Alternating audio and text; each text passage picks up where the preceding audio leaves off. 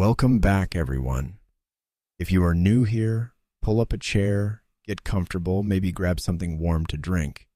And if you have been with us before, you already know how this goes.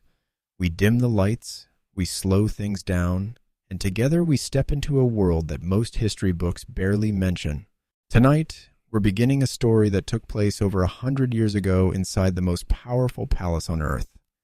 A story about loneliness, about prejudice, about one woman who ruled nearly half the world, and yet, behind closed doors, could not find a single person who truly listened to her.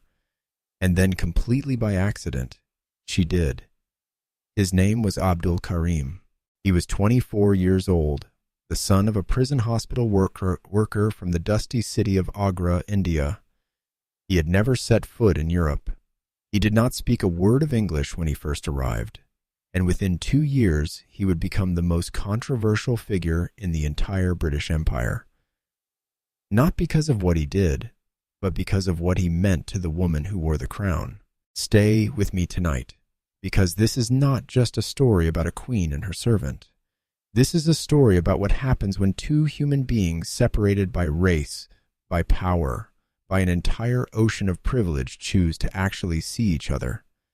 And it is a story about how that choice quietly, slowly, almost invisibly changed Britain forever. Let us start at the very beginning, not in London, not in a palace, but in an England that by the 1880s was absolutely drunk on its own greatness. Think about what the British Empire looked like in 1887. It covered roughly 13 million square miles of land across 6 continents. It governed approximately 400 million people, about a quarter of the entire human population at the time. The phrase people used back then was "the sun never sets on the British Empire." And they said it with pride, with a kind of chest-puffed chin-up.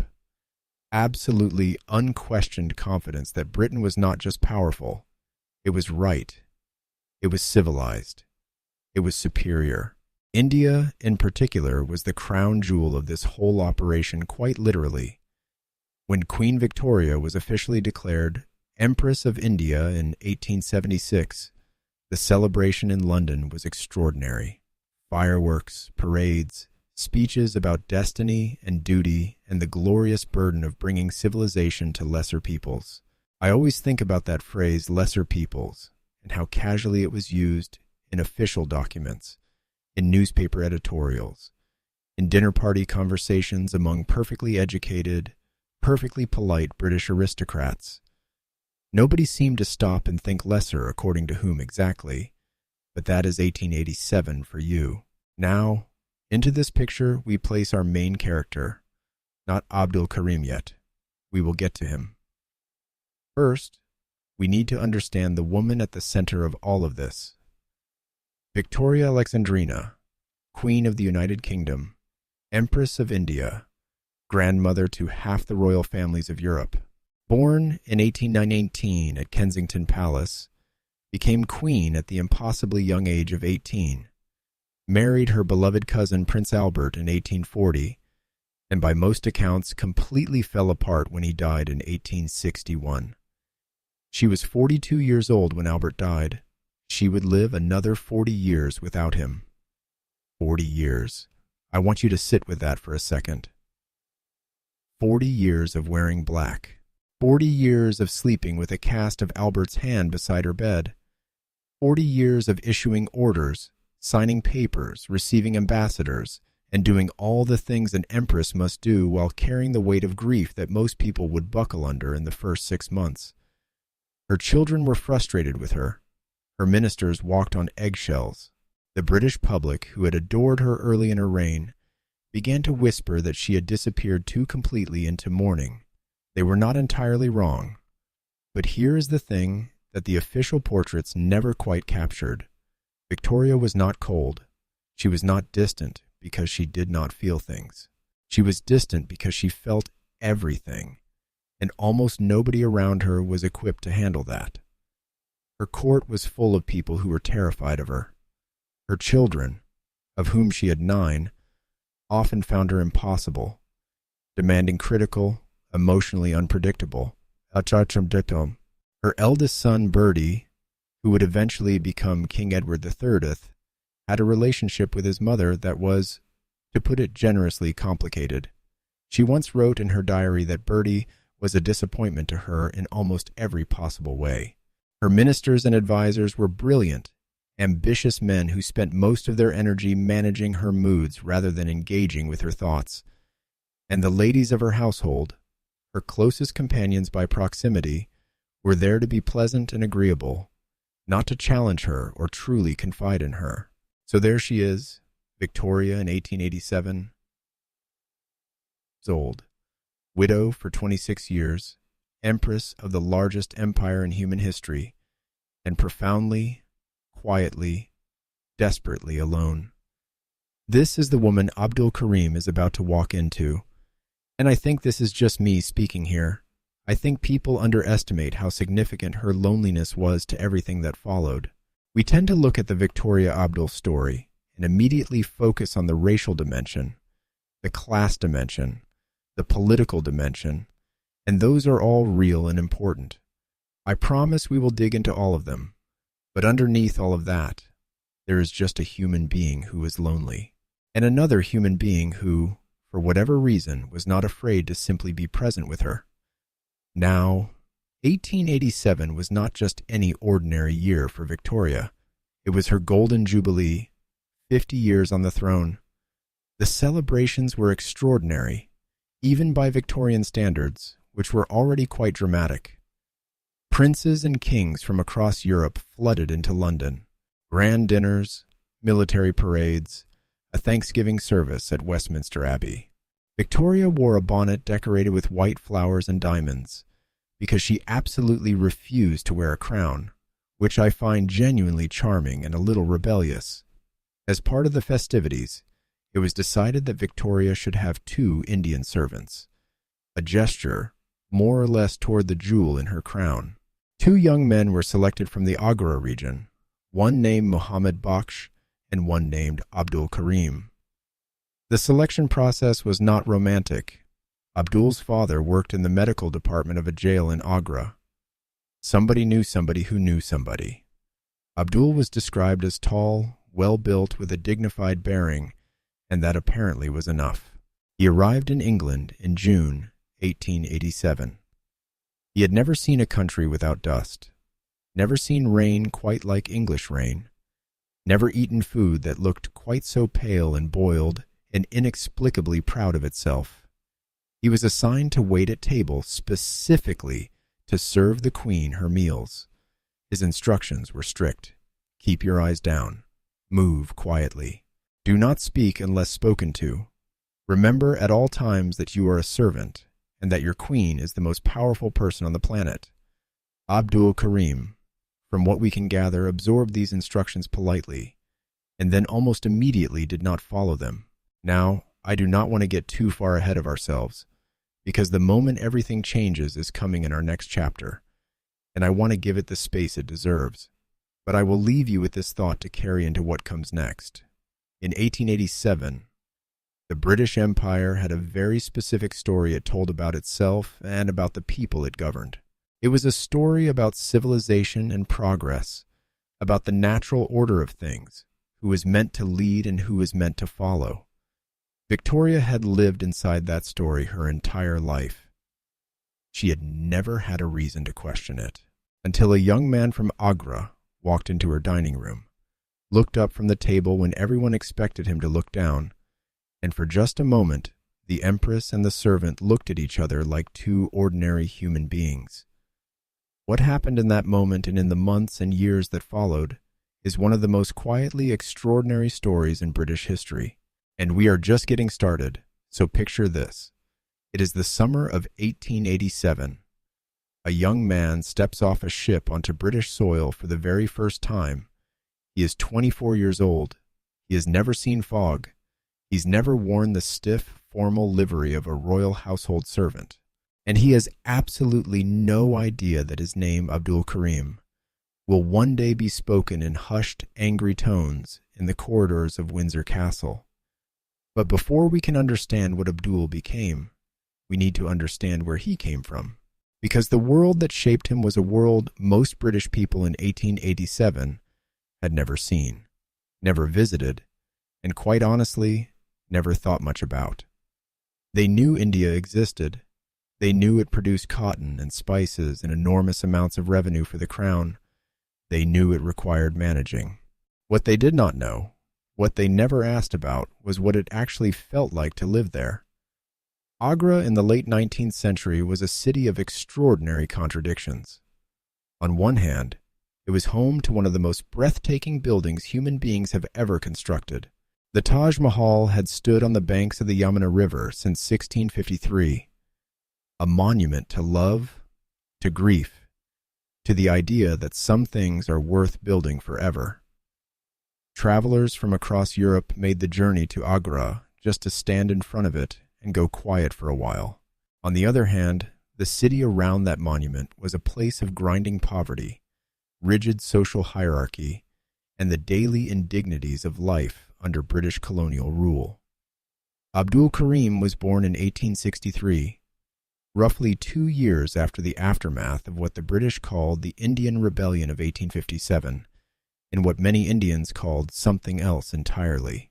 The British response to that uprising had been severe: military reorganization, tighter administrative control, and a cultural attitude that hardened into something very uncomfortable. A belief now more entrenched than ever that Indians needed to be firmly governed, firmly kept in their place, and firmly reminded of who was in charge. Abdul grew up in this atmosphere. His father, Muhammad Wazirin, worked as a doctor in the medical department of Agra jail. This is worth pausing on for a moment. His father was educated. His father had a profession in the context of colonial India. This placed the Karim family in a relatively stable position, not wealthy, not powerful, but literate, respected within their community, and possessed of a certain quiet dignity. That dignity, I think, is the key to everything that follows. Abdul was raised in a household where learning mattered, where a person's bearing and intelligence were things to be cultivated, not suppressed. He received an education. He spoke Urdu fluently. He was Muslim in faith, which gave him a framework of daily practice and spiritual grounding that would remain important to him throughout his life. And he grew up watching the British not abstractly, not from a distance. He watched them up close in the courts, in the administrative offices, in the streets where British officials moved with an unquestioned authority that everyone around them was expected to simply accept. Here is what strikes me personally when I think about Abdul's early life. He was part of a generation of educated Indians who were caught in a deeply uncomfortable position. They had absorbed enough of the colonial world to understand its rules. They spoke its language, sometimes literally. They worked within its institutions. But they were never ever allowed to forget that no matter how educated or dignified or capable they were, the system had already decided what they were worth. That experience of being seen as less than what you actually are does something to a person. It can make you smaller, or it can make you very quietly, absolutely certain of your own worth. From everything we know about Abdul Karim, it made him the second thing. Now, how does a 24-year-old man from Agra end up serving dinner to the Queen of England? The answer is both more mundane and more strange than you might expect. In 1887, as Victoria's Golden Jubilee celebrations were being planned, someone in the royal household had the idea that it would be fitting, symbolically grand, really to have Indian servants as part of the Queen's personal staff. India was the jewel of the empire. Having Indian attendants would make a visual statement. It would look impressive. The selection process was handled through official colonial channels.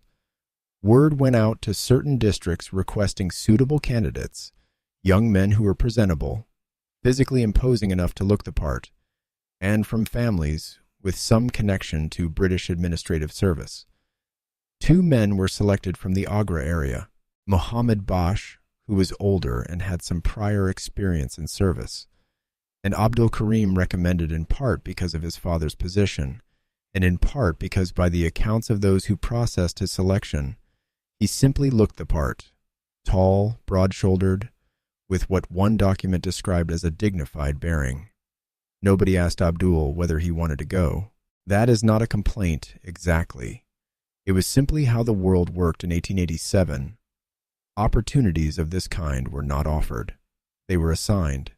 You did not discuss the terms. You packed what you had and you went. What did Abdul take with him?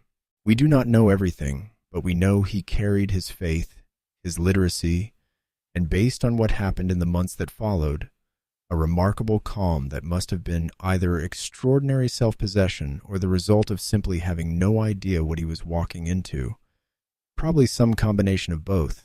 His first weeks in England were, by his own later accounts, disorienting in ways that went far beyond the obvious.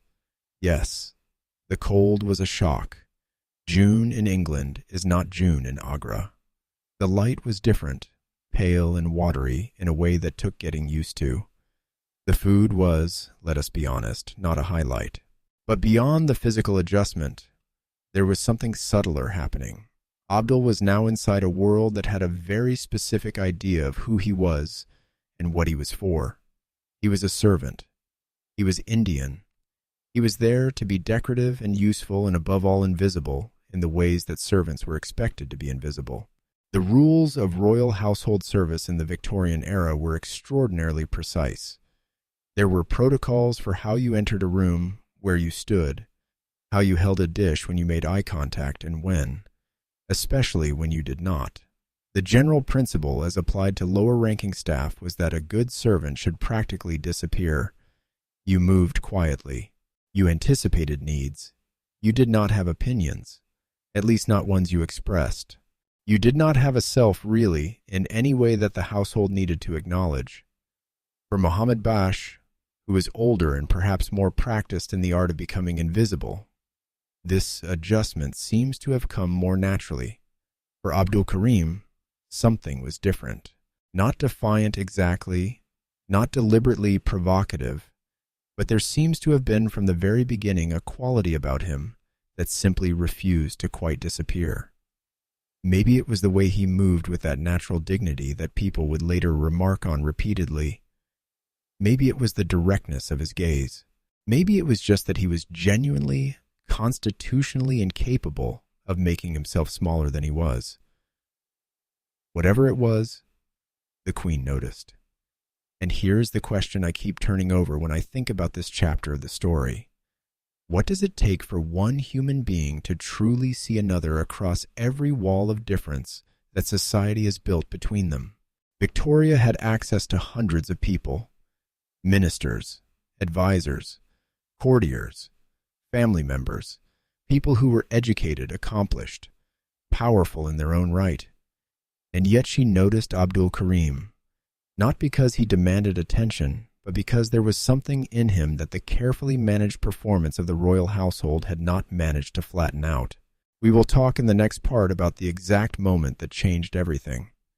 The specific, almost accidental encounter that shifted their relationship from formal to something neither of them could quite name.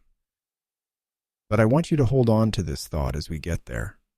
Abdul Karim arrived in England as a symbol, a decorative gesture toward empire, someone chosen for how he looked assigned a role that required him to be less than what he was.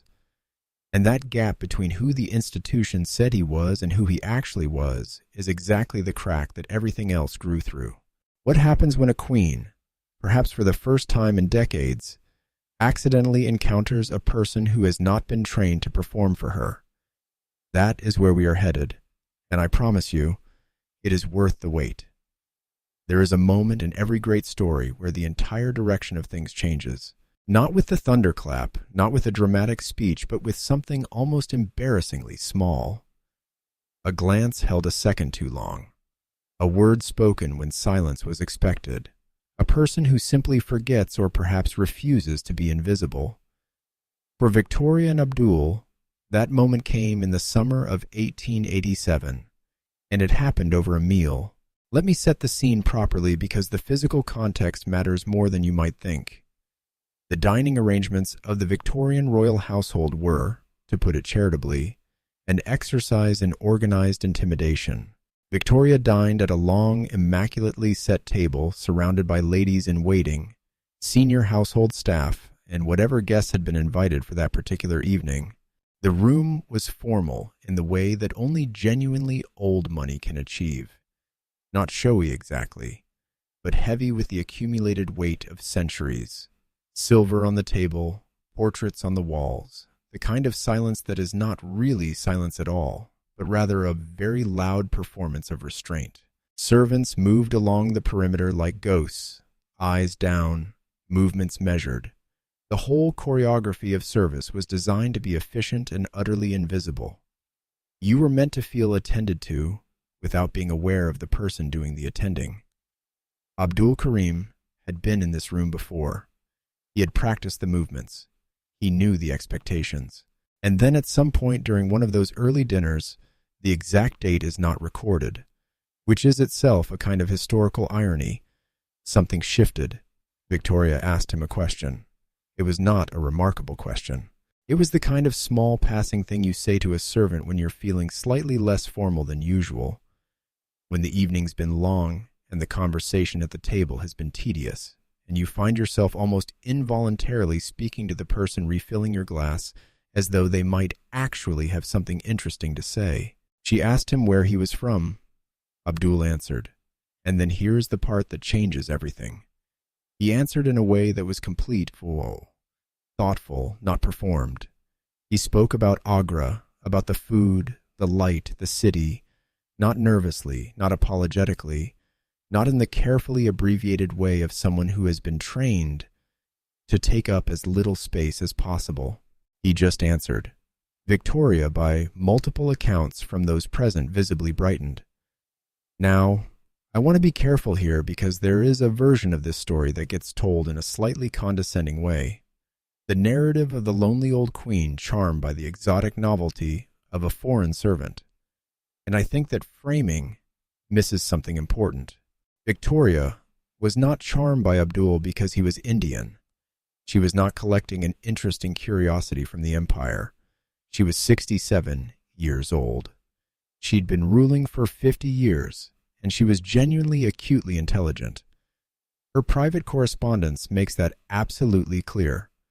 What struck her about Abdul, I believe, was something much more specific. He was not afraid of her. Think about what that meant in the context of Victoria's life. Every person in her immediate world, her children, her ministers, her ladies, her household staff related to her through the prism of what she represented. The crown, the power, the unpredictable moods of a woman who had been simultaneously grieving and ruling for nearly 3 decades. People managed Victoria. They calibrated their responses. They gave her what they calculated she wanted, or what they thought was safe, or what served their own interests. Abdul Karim had not yet learned how to do any of that, whether through sheer unfamiliarity with British court dynamics, or through a confidence rooted in that quiet dignity we talked about earlier. He simply spoke to her like a person speaking to another person. And Victoria, this woman who had not been genuinely surprised by another human being in years, was caught completely off guard. Specifically, not Muhammad B., who was specifically not Muhammad B., who was technically his senior and more experienced in service, Abdul. She started asking him questions during meals about Indian food, about Muslim religious practice, about the festivals and rhythms of daily life in Agra. Her ladies-in-waiting recorded their discomfort at this in their own diaries. It simply was not done. You did not have conversations with the serving staff. You did not ask a table servant to explain Eid to you while the soup was being cleared. Victoria did not appear to notice their discomfort, or if she noticed, she had decided she did not particularly care. By August of 1887, just 2 months after Abdul's arrival, she'd made a decision that genuinely shocked the household. She promoted him, not to a senior serving position, not to head butler or household manager or any role that the existing hierarchy could have absorbed without too much disruption. She created something new. She made him her munshi, her teacher. The word itself is Urdu, and it carries a specific dignity. It is not just an instructor, but a person of learning, a secretary, a scholar. In colonial India, the term carried real professional weight. Victoria wanted to learn Urdu. She wanted Abdul to teach her. She was 67 years old, the Queen of England and Empress of India, and she had just appointed a 24-year-old man from Agra to be her personal language tutor. Can we just take a moment to appreciate how genuinely radical that was? The British Empire in 1887 operated on a very specific set of assumptions about the direction of knowledge. Civilization flowed outward from Britain. Progress moved from the colonizer to the colonized. The British taught, managed, improved, and guided.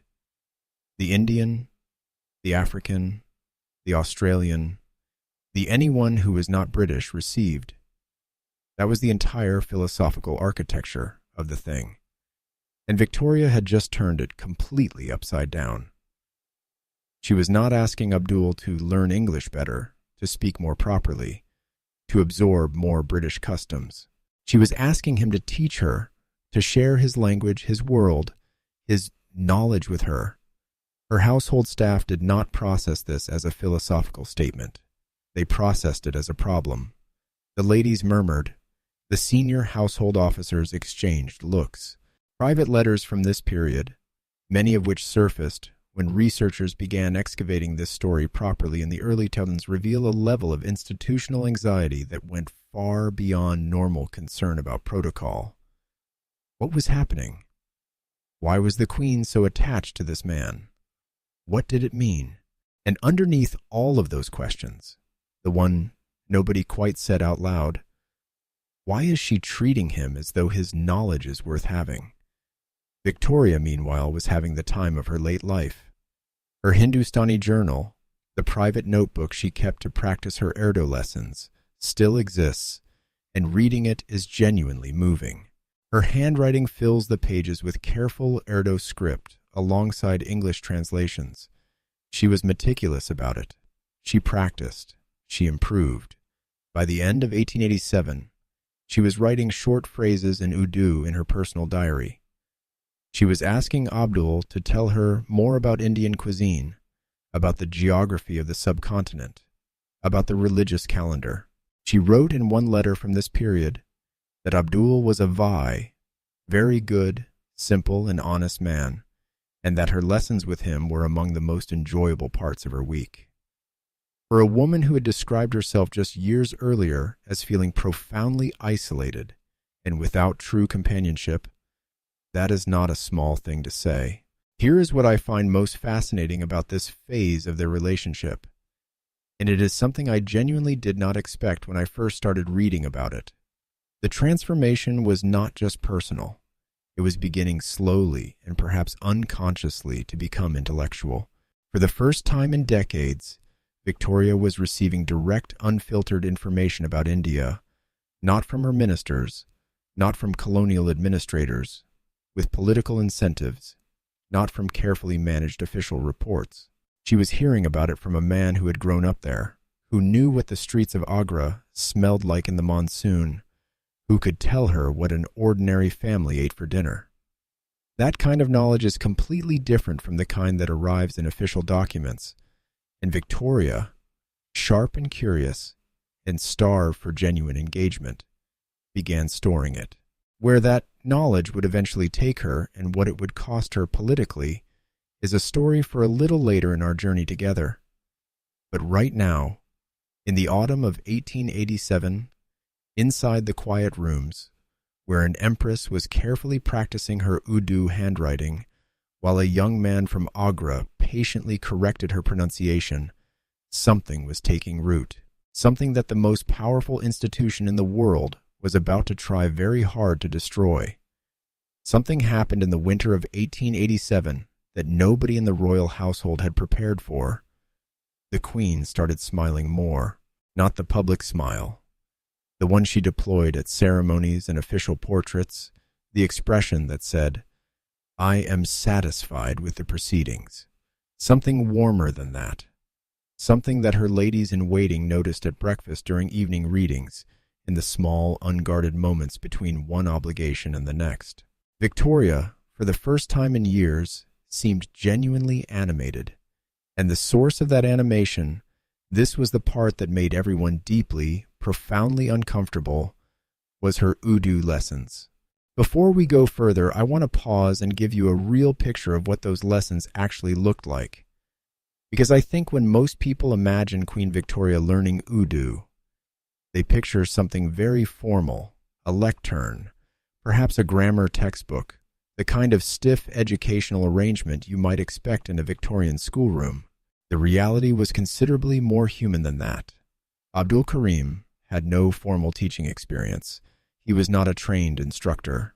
What he had was literacy, patience, and an apparently inexhaustible willingness to sit with an elderly empress and go through words and phrases and pronunciations until she got them right, or close enough to right, that she felt the satisfaction of progress.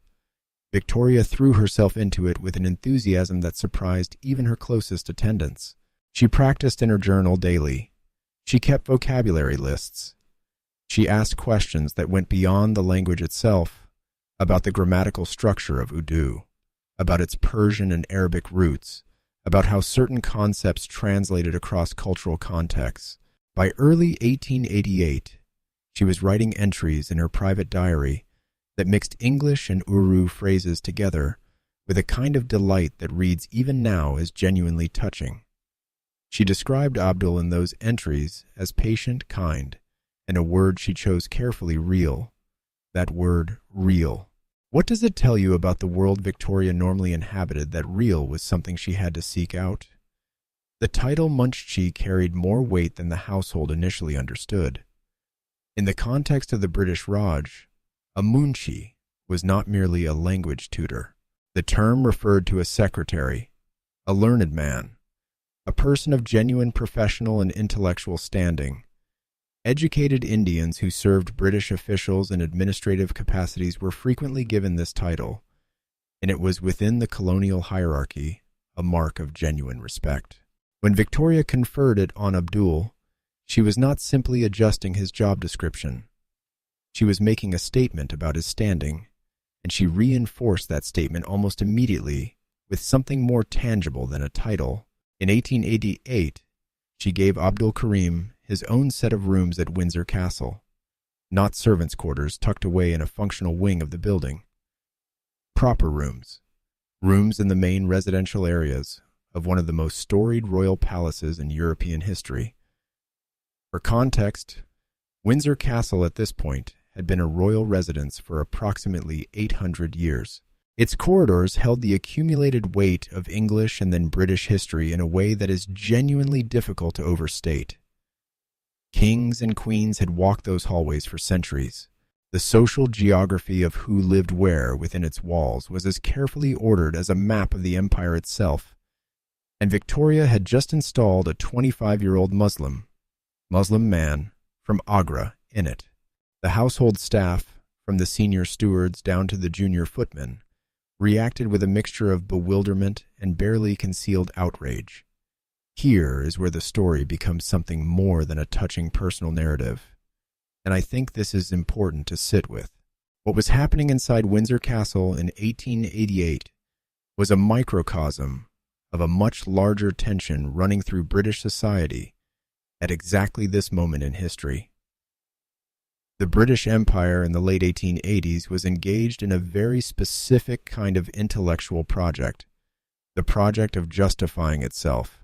Philosophers, scientists, politicians, and journalists were all contributing to an enormous interlocking body of thought that attempted to explain why it was natural, inevitable, and in fact beneficial for Britain to govern so much of the world. The language of this project varied. Sometimes it was framed in terms of racial science, sometimes in terms of civilizational duty, sometimes in terms of economic necessity, but the core argument was always the same. There was a hierarchy. It was natural and it needed to be maintained. Abdul Karim's growing prominence at court did not fit this narrative. A servant who had become a teacher, an Indian who occupied rooms in Windsor Castle, a Muslim man whose opinions the Queen apparently valued, and whose company she actively sought. These were not decorative anomalies. These were cracks in the architecture, and the people whose world depended on that architecture remaining intact began, in 1888 and 1889, to organize against him in earnest. The first wave of opposition came from the household staff themselves. It expressed itself in small ways initially. Deliberate slights, a failure to deliver messages meant for Abdul, junior staff who found reasons to be unavailable when he needed assistance. The particular cruelty of institutional exclusion, which does not need to announce itself to be absolutely effective. But by 1889, it had escalated into something more coordinated. A group of senior household officers, including the master of the household and several of Victoria's longest-serving attendants, drafted a formal memorandum to the Queen. The memorandum raised what it described as concerns about Abdul's elevated position. It questioned whether his background made him suitable for such proximity to the Queen. It used careful, measured language that never quite said what it actually meant, in the way that only truly practiced institutional documents managed to do. What it actually meant was this: he is Indian, he is a servant, and what is happening here is not acceptable. Victoria received the memorandum. She read it, and then she did something that I find genuinely remarkable given everything we know about her character and her position. She did not negotiate. She did not convene a meeting to discuss the concerns. She did not offer the mild, careful compromise of a monarch trying to manage competing factions. She was furious. Her response, which survives in the royal archives, is one of the more striking documents of her later reign. She called the memorandum unkind and unfitting. She accused the signatories of prejudice. She wrote that she found the entire episode painful and disagreeable, and then she made Abdul's position more prominent. That year, 1889, she arranged for Abdul and his family to receive a cottage on the Balmoral estate in Scotland, the royal residence she had loved most deeply since Albert's time. She began including him in her travel party when she moved between palaces. She commissioned official portraits of him. She had his image photographed alongside her own. Every single one of these decisions was a message delivered in the language that courts have always spoken, the language of proximity and privilege. The message was, he stays. Now I want to offer a thought here that might be slightly uncomfortable because I think history requires us to hold complexity without collapsing it. Victoria's defense of Abdul was genuine. Her affection was real. Her anger at the racial prejudice being directed at him was, I believe, sincere. And yet, Victoria was also the Empress of India. She was the symbolic head of the colonial system that had made Abdul's presence in England possible in the first place. A system that extracted enormous wealth from the subcontinent, that governed 350 million Indian people with varying degrees of brutality, that had been built on precisely the assumptions of hierarchy that Abdul's presence was now quietly disturbing. She protected one man with great warmth and real courage, given the institutional pressures she was resisting. But the system he came from, that was a different conversation. And what is interesting, genuinely historically interesting, is that Abdul himself seemed to understand this distinction. He did not petition Victoria on behalf of Indian independence. He did not use his access to make grand political demands. He worked within the relationship he actually had in the room he actually occupied with the woman who was actually sitting across from him. Maybe that was strategic. Maybe it was wisdom. Maybe it was simply pragmatism in the face of what was possible. But slowly, in ways that nobody fully recognized at the time, his presence was doing something that no petition could have achieved.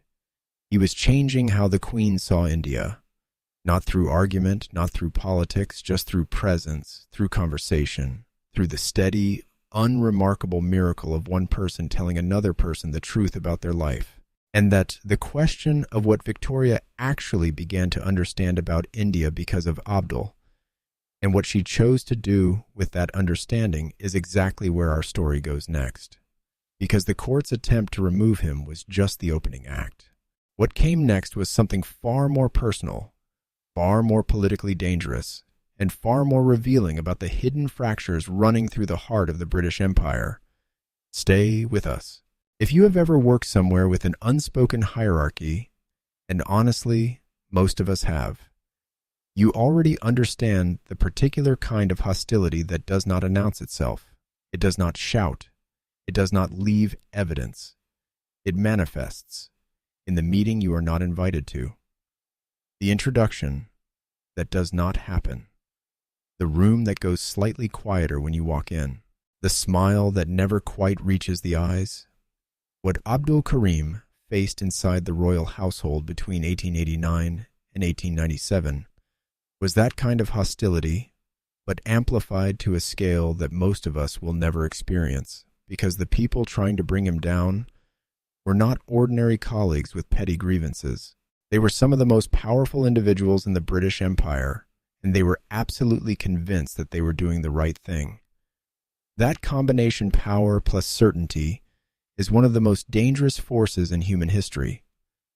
To understand what was happening, you need to understand how the royal household actually functioned as an institution. Windsor Castle, Balmoral, Buckingham Palace, Osborne House on the Isle of Wight. These were not simply residences.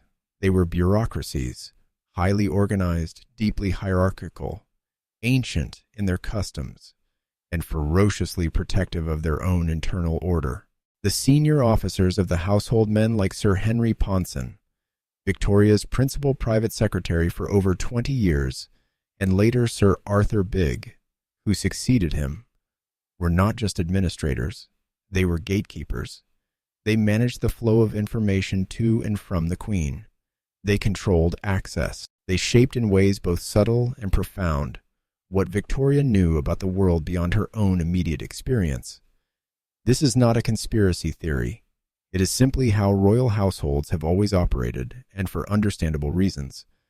A monarch cannot deal with every piece of correspondence, every request, every report personally.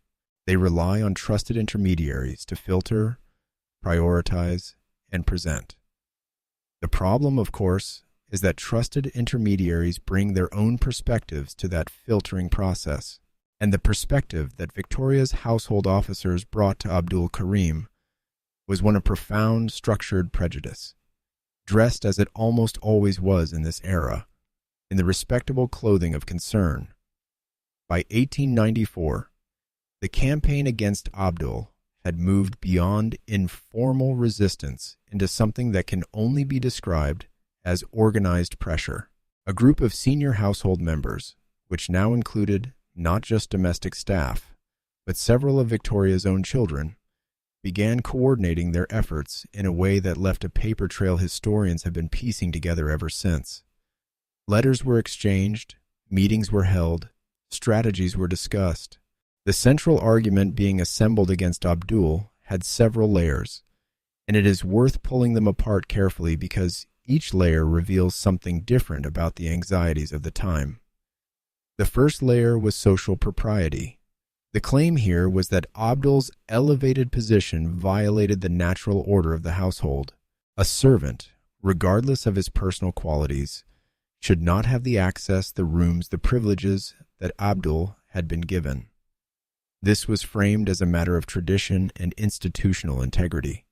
The second layer was racial. This one was rarely stated explicitly in written documents. The people involved were too sophisticated for that, but it ran underneath everything else like a current. The discomfort was not just that a servant had been promoted, it was that an Indian servant had been promoted, a Muslim man from the colonies, someone who, in the worldview shared by virtually every member of Victoria's inner circle, belonged to a category of people who are meant to receive civilization, not participate in it as equals. The third layer, and this is where things got genuinely dangerous for Abdul, was political. In the early 1890s, someone in the household began raising questions about Abdul's background, his family connections, and his possible sympathies with Indian political movements that the British government was watching with increasing anxiety. This was not an innocent line of inquiry. India in the 1890s was beginning to stir. The Indian National Congress had been founded in 1885. Educated Indians were starting to articulate in organized and politically coherent ways the case for greater self-governance. The British government was paying close attention, and the atmosphere within colonial administration was one of heightened vigilance toward any Indian who might be considered a political risk. Connecting Abdul Karim to this atmosphere, even through implication, even without evidence, was a calculated move. It transformed the question from, why does the Queen have an Indian friend, into, is the Queen's Indian friend a security threat? Here is the part that I find almost difficult to write about, because it says something uncomfortable about human nature that I think we would all prefer to look away from. There was no evidence, none.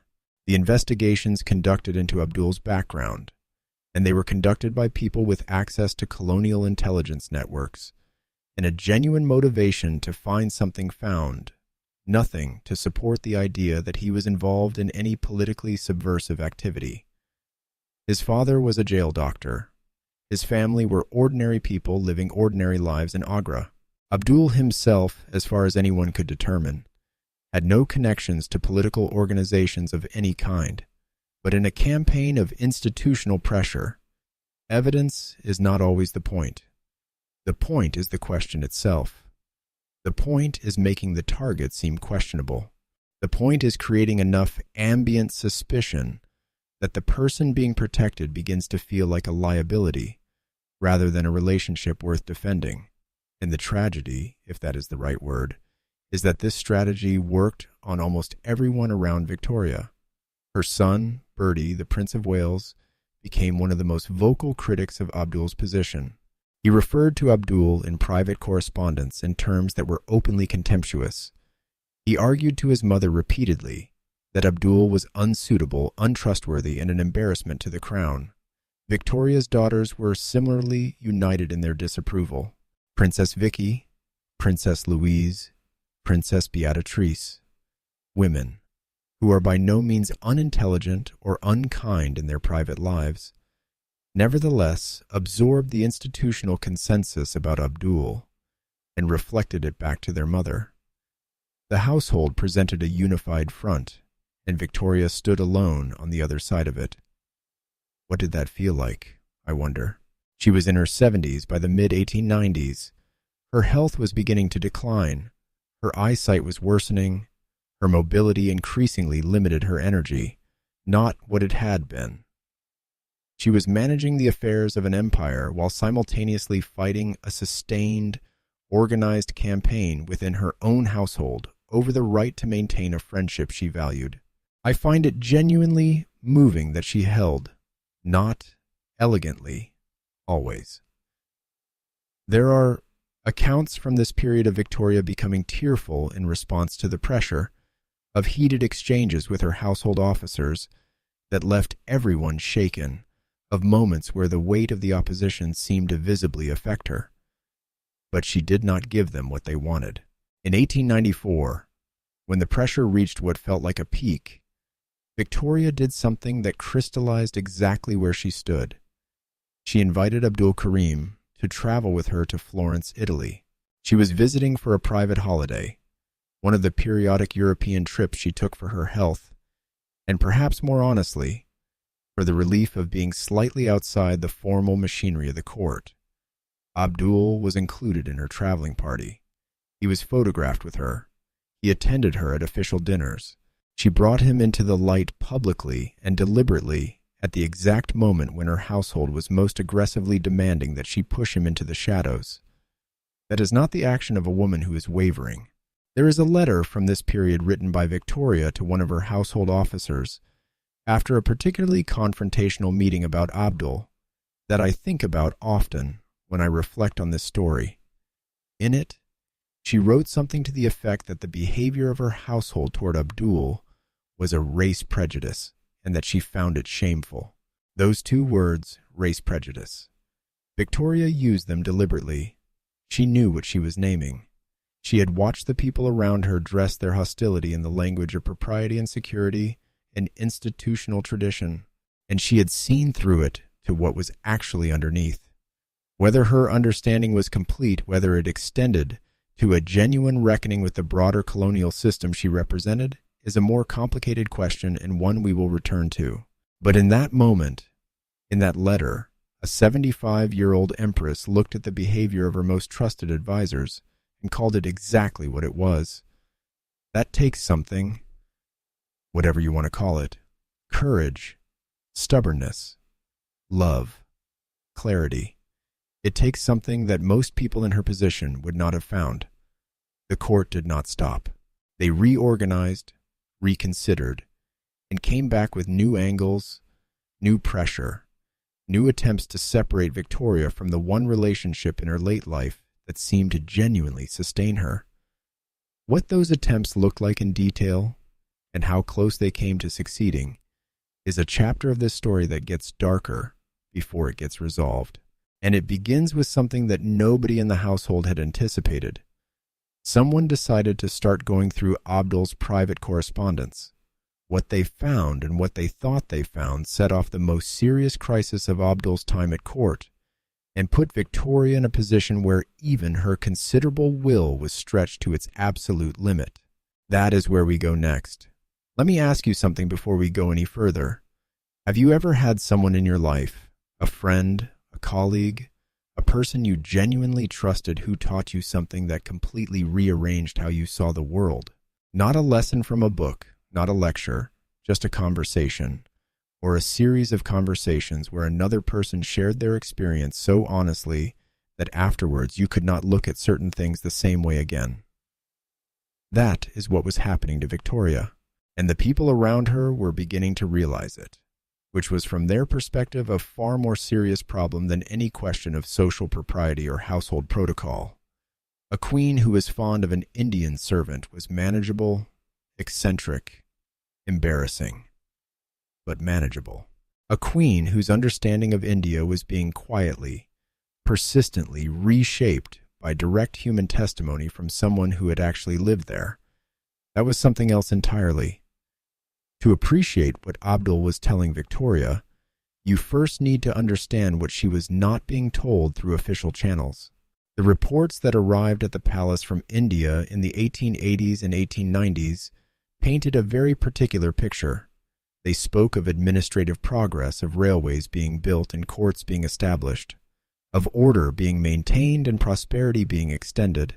They were written by men whose careers depended on demonstrating that British India was functioning well, which meant that the reports were almost by structural necessity selective.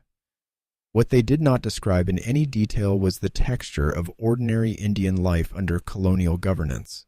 They did not describe the forest laws introduced in 1878 that stripped rural communities of rights they had held for generations, rights to gather wood to graze animals, to use land that their families had worked for centuries.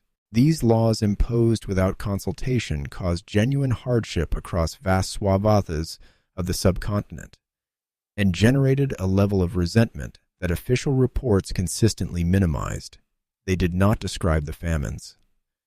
This is the one I find most difficult to read about because the scale of it is genuinely staggering.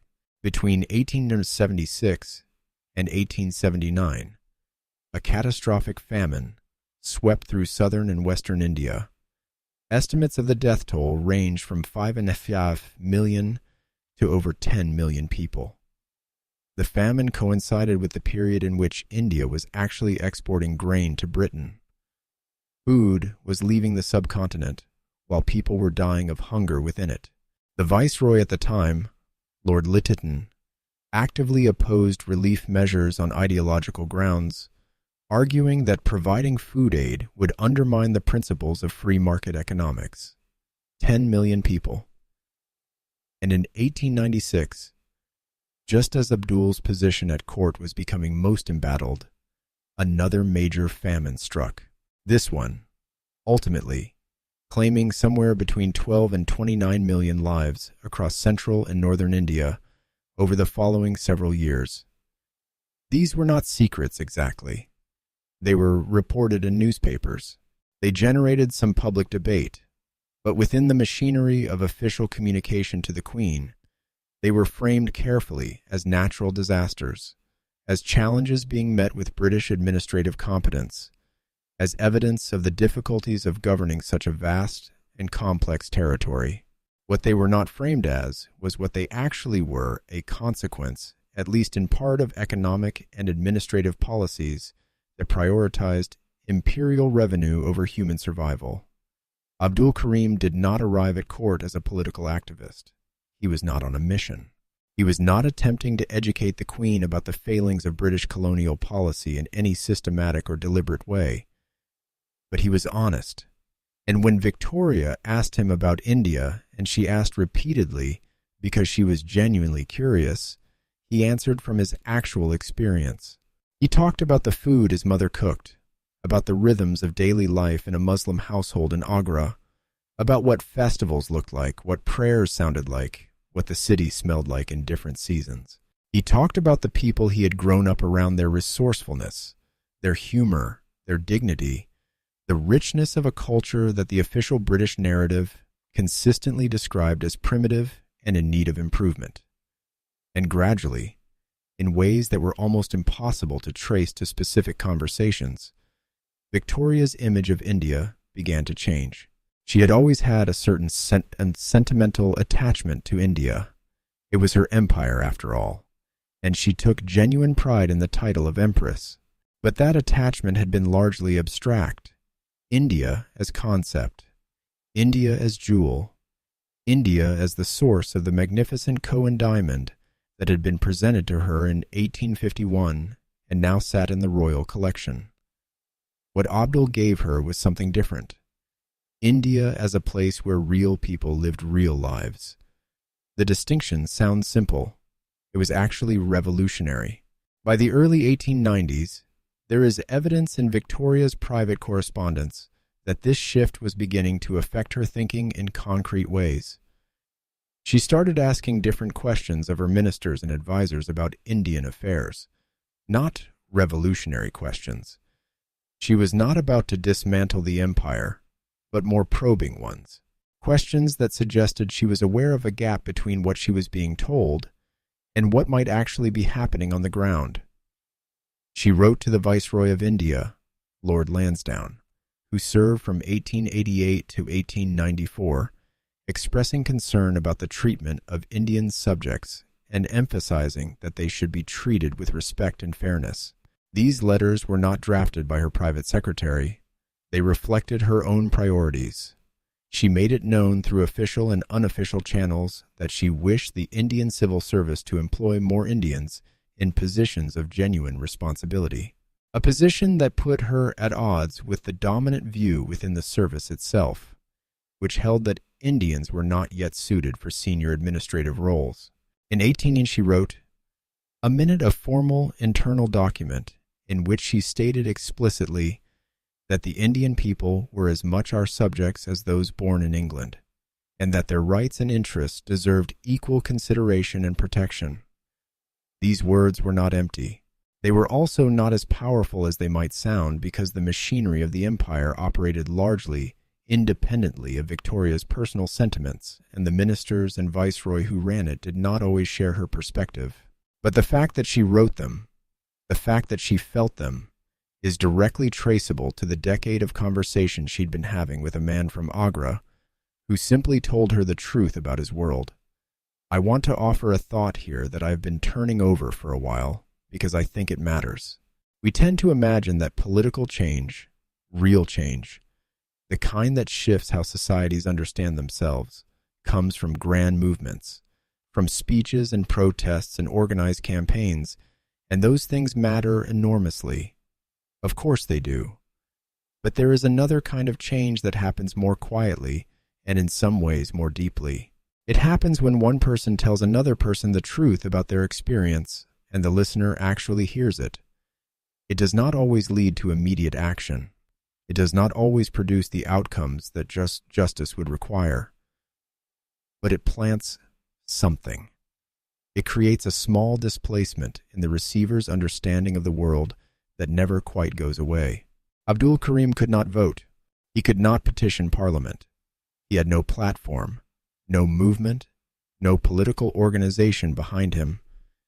He was one person in one set of rooms in one palace, and he changed how the most powerful woman in the world thought about his country. Think about that for a moment. Really think about it. Of course, the household could sense that something was shifting. They could not always name it precisely, but they could feel it in the way Victoria's questions had changed, in the occasional references she made to things Abdul had told her, in the growing sense that her understanding of India was no longer being filtered entirely through the channels they controlled.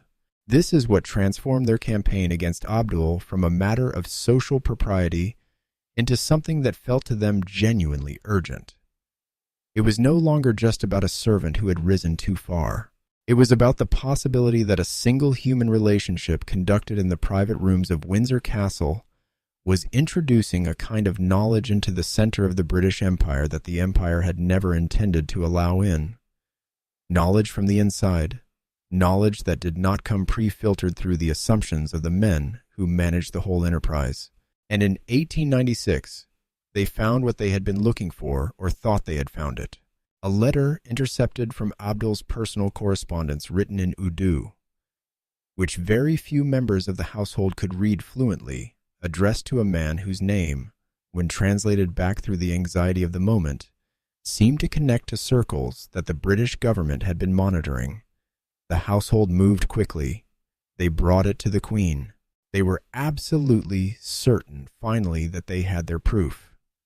What actually happened when Victoria looked at that letter and what she said to the men who brought it to her is one of the most quietly extraordinary moments in the entire story. And that is exactly where we're going next.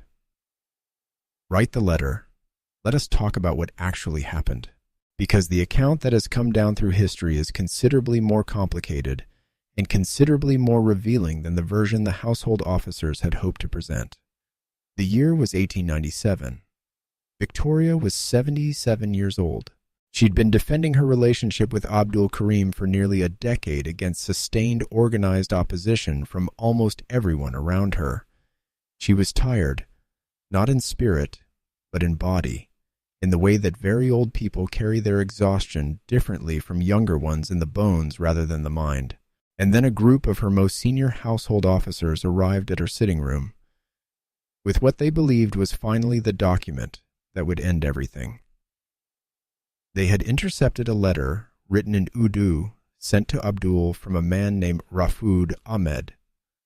Now, Rafuddin Ahmed was a real person, and understanding who he actually was matters enormously here.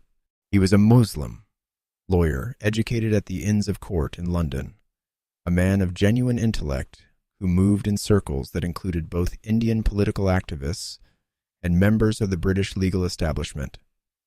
He had known Abdul socially during his years in England. He was also, it was suspected, by certain members of the government connected to individuals involved in the early stirrings of Indian political consciousness. The household presented this letter to Victoria as evidence of a dangerous association.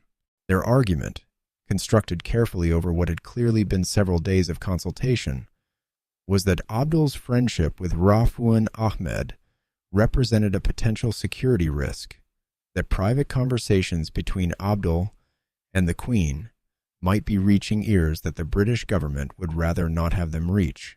They stood in her sitting room, these men who had served her for decades, and they waited for her to be frightened. Victoria read the letter. She sat with it for a moment, and then she asked a question that, depending on which account you read, either silenced the room completely or produced a response so inadequate that it effectively ended the confrontation then and there. She asked them what specifically the letter said that was dangerous. The answer, of course, was nothing. Rafuddin Ahmed's letter to Abdul was personal correspondence between two acquaintances. There was no evidence of political coordination, no sensitive information exchanged, no conspiracy of any kind that the letter's contents could demonstrate. The household had brought her an intercepted private letter, written in a language most of them could not fully read, from a man with vaguely suspicious social connections containing nothing incriminating. Victoria's response was not gentle. She wrote afterward, and this is documented in her personal correspondence from this period, that she was horrified and indignant at the intrusion into Abdul's private life. She called the interception of his letters a violation. She made clear in terms that left no room for interpretation that she considered the entire episode to be an act of persecution, rooted not in genuine security concern, but in prejudice. She also did something that must have felt to the men standing in that room like a deliberate and very pointed humiliation.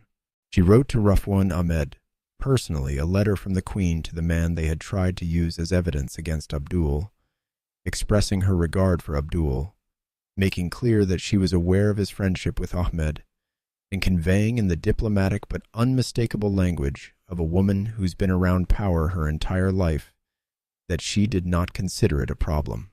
The message was received, but here's the thing about institutional power that makes it so difficult to fight even when you are the Queen. The household did not stop. They retreated, reorganized, and came back through a different door. And the door they came through next was the one that Victoria, for all her remarkable resilience, found most personally painful: her own family. By the mid-1890s, the campaign against Abdul had spread beyond the household offices into the extended royal family network in a way that was no longer informal. Victoria's children and their spouses had begun corresponding with each other, specifically about the Abdul situation, about how to approach her, what arguments to make, how to present their objections in ways she might be unable to dismiss. The letters that survive from this coordination are extraordinary historical documents, and not in a flattering way. Princess Vicky, Victoria's eldest daughter, the German Empress Friedrich, by this point a woman of considerable intelligence who had liberal political sympathies in many areas of her life, nevertheless wrote to her siblings describing Abdul in terms that reflected exactly the racial assumptions of the era. Her concern was framed as maternal worry for her mother's dignity and reputation, but underneath that framing was something that Vicky herself might not have fully recognized as prejudice, a deep structural inability to accept that her mother's relationship with an Indian man could be simply and straightforwardly genuine. Prince Bertie, the future Edward III, was considerably less subtle. His letters about Abdul from this period are blunt in their contempt. He found the entire situation intolerable and made no significant effort to disguise why. What strikes me when I read these documents is how thoroughly the family had absorbed the ideological framework of their time. These were not cruel people in any ordinary sense. They loved their mother in the complicated way that children of powerful parents tend to love them. They were not sitting around constructing deliberate arguments for racial hierarchy. They simply believed it. It was woven into how they saw the world as naturally and invisibly as the air they breathed, and that unexamined certainty is exactly what makes prejudice so durable. Victoria knew what her family thought. She was not a woman who missed much, and this is the aspect of her situation in the late 1890s that I find most affecting when I sit with it honestly. She was not just defending a friendship. She was in a very real sense standing alone against the combined moral authority of her children, her household, her government advisors, and the entire cultural consensus of the most powerful nation on earth. And she was doing it in her late 70s with failing eyesight, while still managing the affairs of an empire covering a quarter of the globe. I'm not suggesting she was perfect. She was not. Her understanding of the injustices her empire perpetuated was real but limited. Her ability to act on that understanding was circumscribed by the institutional realities of her position in ways she sometimes found frustrating and sometimes simply accepted. But on this particular thing, on the right of Abdul Karim to be treated as a full human being whose dignity deserved protection, she did not move. There is a private journal that Victoria kept during the years of Abdul's service that researchers were not fully able to access until the early 2000s. It is called informally the Hindustani Journal, the same notebook she had begun as a language practice diary, which over the years expanded into something more personal. In its pages, alongside Urdu vocabulary lists and practice sentences, there are observations about her daily life that she felt unable to record in her more formal diaries, which she knew would be read by others. What comes through in those pages, and this is where the document becomes genuinely moving, is a portrait of a woman who is deeply aware that what she was experiencing with Abdul was something she had not found elsewhere in her life. She wrote about their conversations with a warmth that is unmistakable. She described him as honest, as genuine, as a person who spoke to her without the permanent performance of deference that characterized almost every other interaction in her daily life. She wrote in one passage that historians have quoted carefully, but not in full out of respect for its personal nature, that she felt with Abdul, the kind of ease she had not felt since Albert. That is a remarkable thing to write.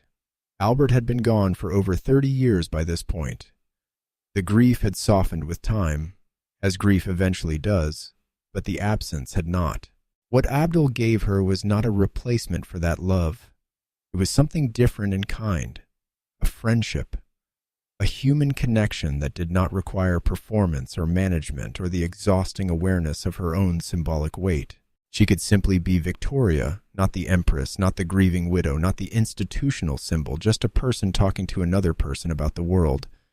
Now, the journal. This is where the story takes one of its darkest turns, and it involves not what was written in those pages, but what happened to them after Victoria died, because the household's campaign against Abdul did not end with her. In some ways, it was only getting started. What they did with her private writings in the days following her death in January 1901. The specific methodical actions taken to erase Abdul Karim from the historical record is a chapter that tells you everything about what they had feared all along, and it is the chapter we're about to step into. January 22nd, 1901, Osborne House, Isle of Wight. At 6 in the evening, Queen Victoria died. She had been declining for several weeks, her eyesight nearly gone.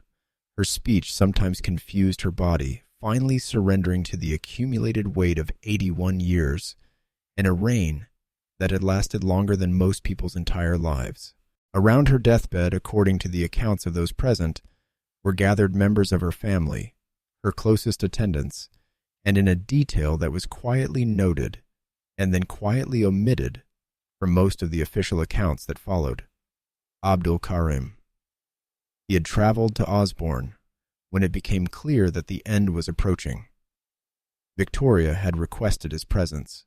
He stood among those who watched her go, a man from Egra, who had spent 14 years as the most controversial figure in the British royal household, present at the final moment of the most powerful reign in British history. It was in its way exactly the kind of detail that tells you everything about what their relationship had actually been. And it was one of the last dignified moments Abdul Karim would experience on British soil. What happened in the days immediately following Victoria's death was swift, coordinated, and when you understand the full context, genuinely chilling in its efficiency. Edward III, the now king, moved within hours. His first significant act regarding Abdul Karim was not a formal decree or an official announcement. It was a private instruction delivered through household channels with the kind of quiet authority that does not require paperwork to be absolute. Abdul was to leave England, not eventually, not after a reasonable period of mourning. He was given days, some accounts say as few as 2, to gather his belongings, his wife, and whatever remained of the life he'd built in Britain and depart. He was stripped of the position his employer of 14 years had created for him. His official title as Indian Secretary, which Victoria had formalized in her later years as a way of giving his role institutional legitimacy, was dissolved. The properties in England that Victoria had arranged for his use were no longer available to him. The access he had been granted, the privileges that had caused such sustained institutional fury evaporated overnight. He was 57 years old and suddenly comprehensively erased from the world he'd occupied. But the eraser did not stop with Abdul himself. Here is where the story becomes something that I think deserves to be called, without exaggeration, a deliberate act of historical destruction. Edward III sent representatives, senior household officers, acting under direct royal authority, to Frogmore Cottage on the Windsor estate where Abdul and his family had been living. Their purpose was not simply to facilitate his departure. They were there to collect every letter that Abdul had received from Victoria, every note, every card, every piece of personal correspondence that passed between them over 14 years, every photograph of the two of them together, every document that bore her handwriting and his name in the same breaths. These were gathered systematically, and then they were burned, not metaphorically, not gradually lost to the passage of time in the way that most historical records disappear. They were physically collected and physically destroyed in what was clearly a premeditated effort to remove Abdul Karim from the documentary record of Victoria's life as completely as possible. The Hindustani Journal, the private notebook we discussed in our last chapter, the one containing Victoria's most personal reflections on her friendship with Abdul, was among the items targeted for destruction. Now, here is where the story takes an unexpected turn that I find genuinely remarkable. Not all of it was destroyed. Abdul Karim, perhaps anticipating what was coming, or perhaps simply because he was a man who understood the value of record, had taken precautions. Certain letters, certain photographs, certain documents had been kept separately in ways that the household representatives did not locate during their collection sweep. These surviving materials would not surface publicly for over a century, but they survived. Hidden, protected, carried back to India with a man who had every reason to be bitter, and who, by most accounts, chose instead to simply go home. Let us talk about what was actually destroyed, because the scale of it matters. Historians who have researched this period estimate that the correspondence between Victoria and Abdul, had it survived, complete, would have represented one of the most substantial personal documentary records of Victoria's later life. She was a prolific writer. Her journals run to approximately 43,000 pages across her lifetime, making her one of the most extensively documented monarchs in history. She wrote letters constantly to her children, her ministers, her friends, her relatives across Europe, Atome. Her letters to Abdul, by the accounts of those who glimpsed them before their destruction, were personal in a way that her more formal correspondence was not. They reflected the ease and directness that characterized their private interactions. They were, in other words, exactly the kind of primary source that historians prize above almost everything else. Gone.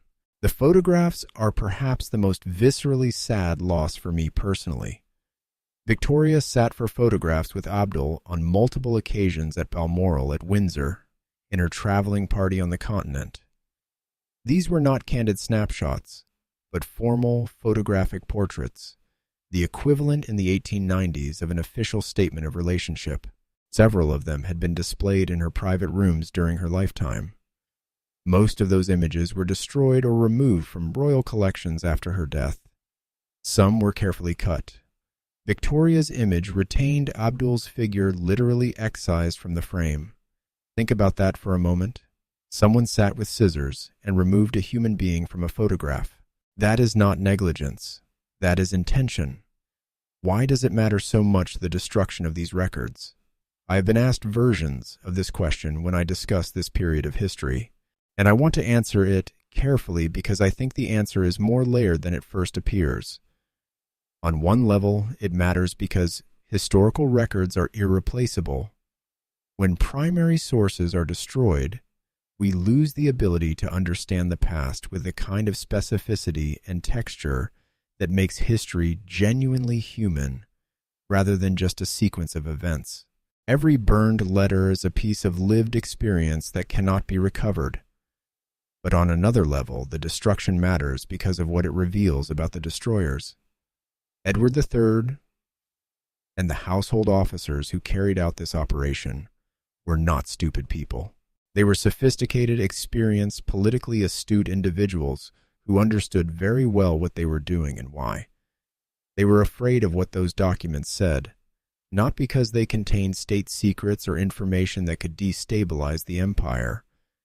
The actual content of the correspondence, from what we can reconstruct, was personal rather than political. They were afraid of what the documents represented, the documented reality of a genuine, deep, sustained friendship between the Queen of England and a Muslim man from colonial India, a friendship that had survived 14 years of institutional opposition, a friendship that had changed how Victoria thought, what questions she asked, what she understood about the world she ruled. That friendship, if it remained in the historical record, would be a permanent reputation of the hierarchy that the empire depended on. It would say, in the irrefutable language of primary evidence, these two people were equals in each other's eyes, and that was the thing they could not allow. Abdul Karim returned to Accra in early 1901. He was met with a different kind of eraser at home, not hostile exactly, but the particular invisibility of a man who has lived a remarkable life that nobody around him can fully understand or verify. He had spent 14 years at the center of the British Empire's most intimate spaces. He had been the most controversial figure in the royal household of the most powerful monarch on earth. And now he was back in Agra, an aging man with stories that must have seemed to most people, he told them, to almost impossible to believe. He named his house at Agra Victoria Villa. He kept what he had managed to save, the surviving photographs, the documents the household representatives had not found, the memories that nobody could burn. He was given a pension which Victoria had arranged before her death, not generous by any standard of the privileges he'd enjoyed in England, but sufficient. He lived quietly. He died in 1909, 8 years after returning to India. He was 46 years old. He left behind a wife, no children, and a small collection of hidden documents that would eventually, a century later, help bring his story back into the light. Here is the question that stays with me after sitting with this chapter of the story. What does it mean to erase a person? Not their physical existence. Abdul lived, went home, died in his own time, but their presence in the record, their documented reality, the evidence that they mattered to someone whose life shaped the world. I think it means that the people doing the erasing understood on some level exactly what that presence threatened. Because you do not work this hard to destroy something that does not matter. You do not send representatives to collect letters and photographs and personal notebooks if the relationship those objects document is insignificant. The very thoroughness of the erasure is in a strange way a testament to how real it was. They burned the evidence because the evidence was true, and the truth, apparently, was something the British Empire in 1901 could not afford to have in its historical record. What they could not have known, what nobody in that household could have anticipated, was that the truth has a way of surviving anyway, not always completely, not always in the form we would wish, but in fragments, in the materials that slipped through the net, in the memories carried home by a man who named his house after the woman who had seen him clearly. The full story of how Abdul Karim came back into history a century after his erasure, and what that recovery revealed about both the past and the present, is the chapter that changes how this whole story feels. And it begins with a woman in a library, a box of uncatalogued documents, and a name written in Urdu that nobody had expected to find. Somewhere in Agra, in a house that still stands today, there was a box. Not a dramatic box, not a treasure chest with brass fittings and a heavy lock, Just an ordinary wooden storage box of the kind that families keep in back rooms for generations, accumulating the slow sediment of a life-old paper's documents, whose significance has been half-forgotten objects that nobody is quite ready to throw away, but nobody is quite sure what to do with either. Inside that box, carefully preserved across more than 90 years of Indian summers and monsoons, and the enormous upheavals of the 20th century independence partition, the wholesale transformation of the country Abdul Karim had grown up in were letters. Letters written in a distinctive, slightly labored Urdu hand. Letters signed, at their close, with a name that would have been immediately recognizable to any historian of the Victorian era. The name was Victoria Regina et Imperatrix, Victoria Queen and Empress. And when a British journalist and author named Shrabani Basu first encountered evidence of their existence in the early 2000s, the discovery set in motion something that the household officers of 1901 had believed with complete confidence they had made impossible. The truth came back. Let us talk about how historical recovery actually works, because I think most people imagine it as more dramatic than it usually is. In films, the discovery of a lost documents tends to happen in a single electrifying moment. A locked room, a hidden compartment, a revelation that arrives fully formed. The reality of archival research is considerably more patient and considerably more human than that. It is weeks in reading rooms. It is requests submitted and waiting periods endured. It is following one reference and one footnote in one obscure publication to another reference and then another until a thread emerges from what looked like solid wall. Shrabani Basu had been researching Indian connections to Victorian Britain when she began encountering references to Abdul Karim that did not quite match the official version of his role in Victoria's household. The official version, to the extent that any version existed at all in mainstream historical accounts, presented him as a minor servant, a curiosity, a peripheral figure in the later years of a long reign. But the references she was finding suggested something more substantial. She followed the thread to Agra. She found Abdul's descendants, specifically the family of his nephew, since Abdul and his wife had no children of their own, and in that family's possession, carefully kept across 4 generations, were the materials that the household representatives of 1901 had not located. Surviving photographs, personal documents, and letters, not the full correspondence which had indeed been largely destroyed, but enough fragments to establish the texture and substance of what had been erased. When Basu's research was published in 2010 as a book titled Victoria and Abdul, the true story of the Queen's closest confidant, it landed with the particular force that well-documented revelations about familiar history tend to produce. Here was a story that most people had never heard involving one of the most famous women who ever lived, supported by primary evidence that had survived against all institutional intention. The response was significant. The book was widely reviewed, widely read, and translated into multiple languages. It generated exactly the kind of public conversation that historical recovery at its best is capable of generating, not just about the past, but about what the pastas say about the present. Now, here's where I want to slow down and ask you something directly. Why do you think it took a century for this story to surface? Because the answer is not simply the documents were hidden. Documents get hidden all the time and are recovered relatively quickly when people are motivated to look for them.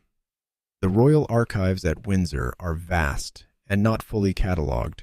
Even now, there are almost certainly materials in them that historians have not yet fully examined. The reason this particular story took so long is something more interesting than document availability.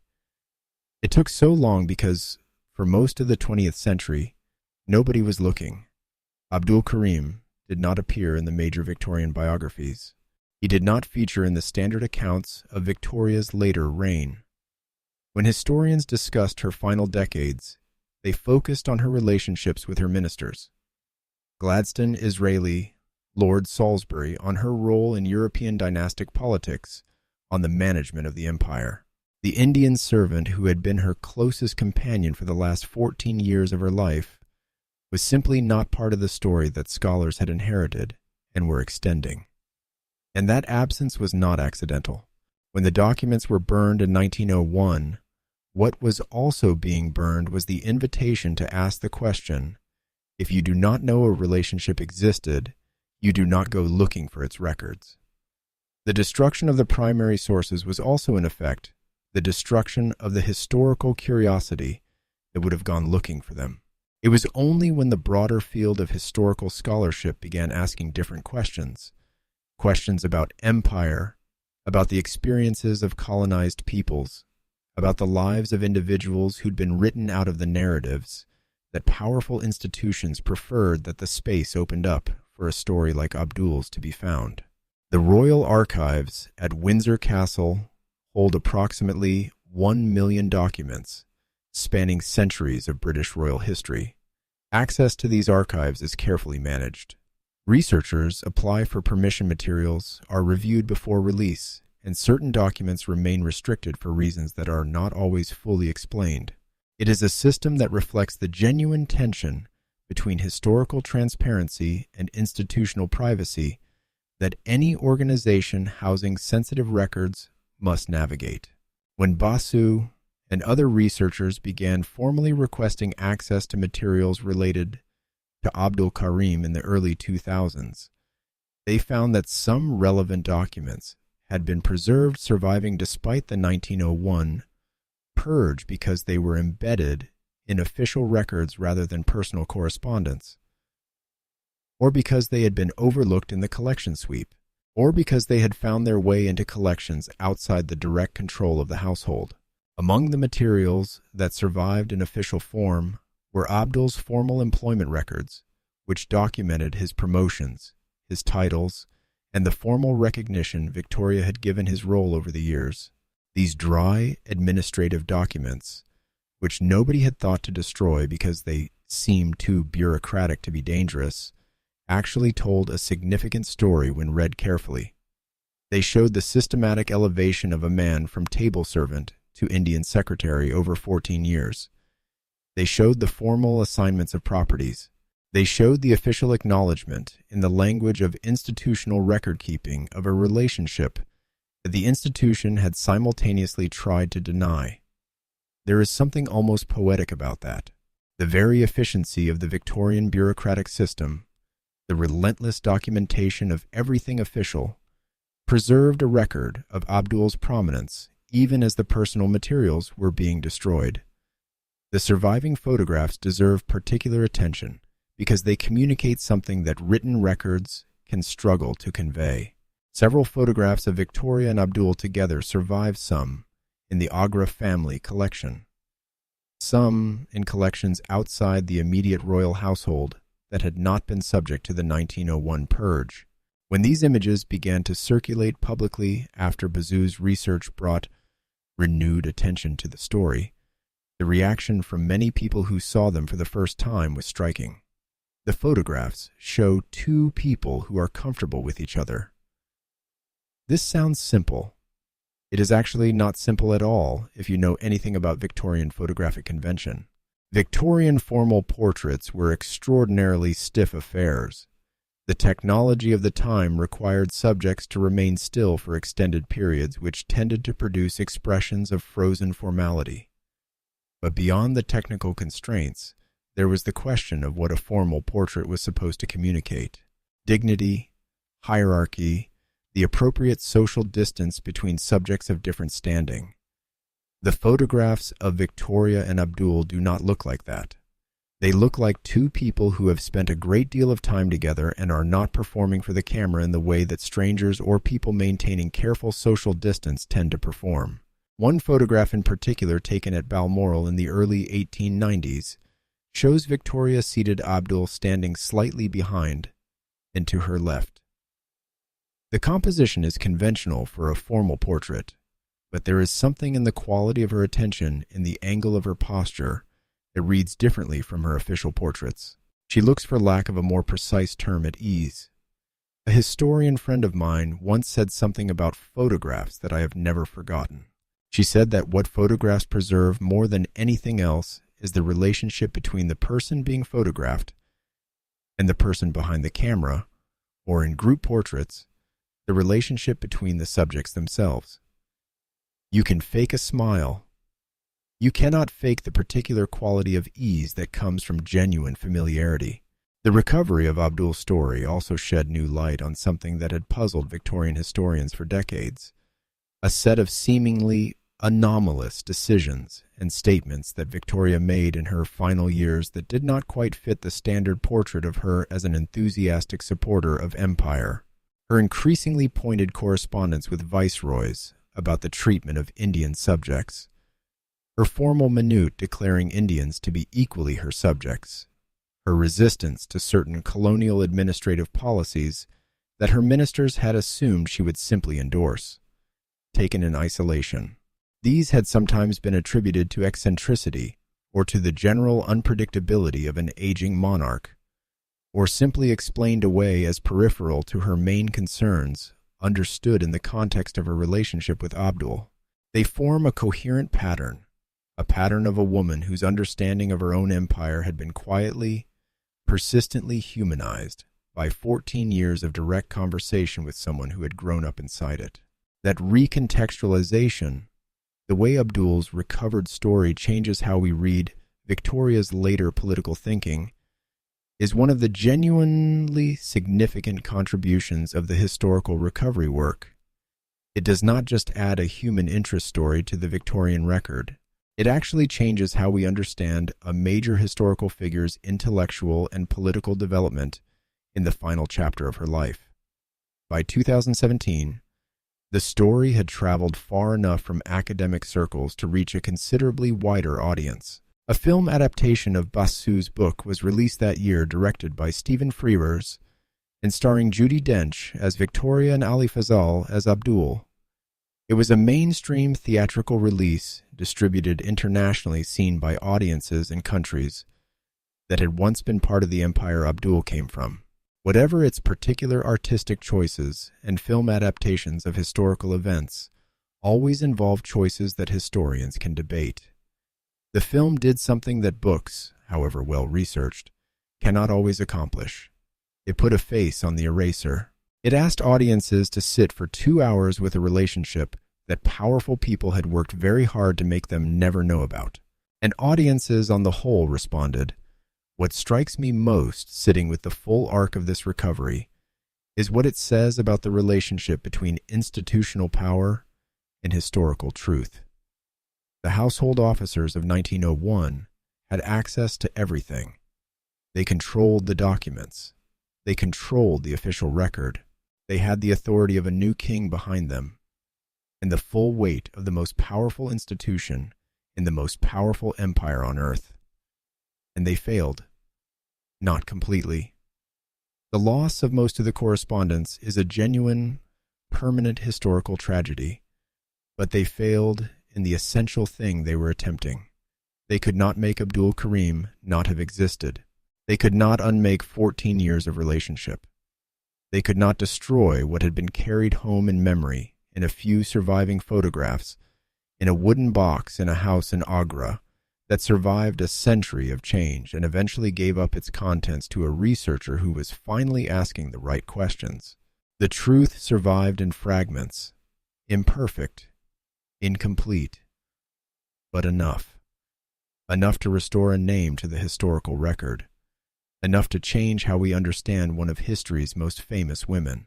Enough to ask the questions that the erasure was designed to prevent, and what those questions reveal about what Victoria understood in her final years, about what she chose to do with that understanding, and about the remarkable last act of her reign that most people think they know well is the part of this story that surprised me most deeply when I first encountered it. That is exactly where we go from here. Few things in history are as quietly powerful as a final act of defiance from someone who has nothing left to prove. Victoria, in the last years of her life, knew exactly what she was doing. She was not confused. She was not operating on sentiment alone. She was a woman who had ruled for over 6 decades, who had navigated the collapse of revolutions across Europe, who had managed prime ministers ranging from the brilliantly infuriating Gladstone to the silky, persuasive Disraeli, who had corresponded personally with virtually every significant head of state on the planet. She understood power. She understood institutions. She understood better than almost anyone alive how the machinery of official history worked, what got recorded, what got celebrated, what got quietly set aside. And in her final years, knowing that the pressure against Abdul would not die with her, perhaps sensing with a particular clarity that sometimes comes near the end of a long life that the eraser was already being planned, she made a series of decisions that look in retrospect like a deliberate attempt to embed the record of their relationship so deeply into the fabric of official life that removing it completely would be impossible. She did not entirely succeed, but what she managed is remarkable. The year 1897 marked Victoria's Diamond Jubilee, 60 years on the throne. The celebrations were extraordinary, even by Victorian standards, which, as we have established, set a fairly high bar for spectacle. A Thanksgiving procession through London that drew crowds estimated at 3 million people lining the streets. Military contingents from across the empire. 11 colonial prime ministers in attendance. A service on the steps of St. Paul's Cathedral rather than inside it because Victoria's mobility made the interior impractical, which did not diminish the occasion in the slightest. It was by any measure one of the great ceremonial moments of the 19th century, and Abdul Karim was formally included in the official proceedings, not as a background figure, not tucked away in a support role. He was listed in the official program as part of Victoria's personal household retinue. He traveled in the royal procession. His presence was documented in the official photographic record of the Jubilee photographs that were published, distributed, seen by audiences across Britain and the Empire. This was deliberate. Victoria had been fighting for years against a household that wanted Abdul invisible. The Diamond Jubilee was the most public, most officially documented event of her reign. By ensuring that Abdul was formally present and formally recorded in that context, she was doing something that the subsequent document destruction could not entirely undo. She was putting him into the public record. When the household officers came in 1901 to collect and destroy the personal correspondence, they could not unpublish the Diamond Jubilee photographs. They could not uncirculate the official programs. They could not unwrite the newspaper accounts from June 1897 that had described the Queen's Indian attendants by name. It was a form of protection through publicity, unconventional, perhaps not fully conscious as a strategy, but effective in the specific way that public record-keeping is effective. It is considerably harder to erase someone from a document that 10,000 people have already read than from a private letter that only 2 people ever saw. Beyond the Jubilee, Victoria spent her final years doing something else that I find genuinely moving when I think about its practical implications. She gave things away, not randomly, not through the ordinary mechanisms of royal gift-giving, which were extensive and well-documented. She made specific, targeted transfers of property privilege and formal recognition to Abdul and his family that were designed to survive her death as legal and institutional facts rather than personal arrangements dependent on her continued presence. The cottage at Karim Lodge on the Balmoral estate, which she had originally arranged for Abdul's use during royal stays in Scotland, was formalized in ways that gave it greater permanence than a simple household assignment. She arranged for additional properties in Agra to be associated with his family's holdings. She ensured that his pension, the financial provision that would sustain him after her death, was formally documented through official channels rather than existing only as a personal commitment that a successor could simply choose to ignore. She could not prevent Edward III from expelling Abdul. That decision, once made by the new king, was not something the provision she had made could block. But she could and did ensure that the financial security she had promised him was enforceable rather than discretionary. Abdul received that pension until his death in 1909. It was not generous. It was not commensurate with 14 years of service at the center of the most powerful royal household in the world. But it was real, and it was paid because Victoria had made it real through official channels that the subsequent hostility could diminish, but not entirely eliminate. There is one more act from Victoria's final years that I want to spend some time on, because I think it is the one that reveals most clearly what she understood about the situation she was in. In 1900, just 1 year before her death, as her health was visibly declining, Victoria sat for what would be among her last formal portraits. Victorian royal portraiture was a serious business. These were not casual photographs. They were official artistic statements about identity, legacy, and the meaning of a reign. The choice of what to include in a formal portrait, who stood where, what objects appeared in the frame, what symbolic vocabulary was being deployed, was made with care and intention. Victoria chose to include Abdul Karim in several of her final formal portrait sessions. In one painting from this period, she is seated at a desk. Abdul stands beside her in the pose that had become familiar across their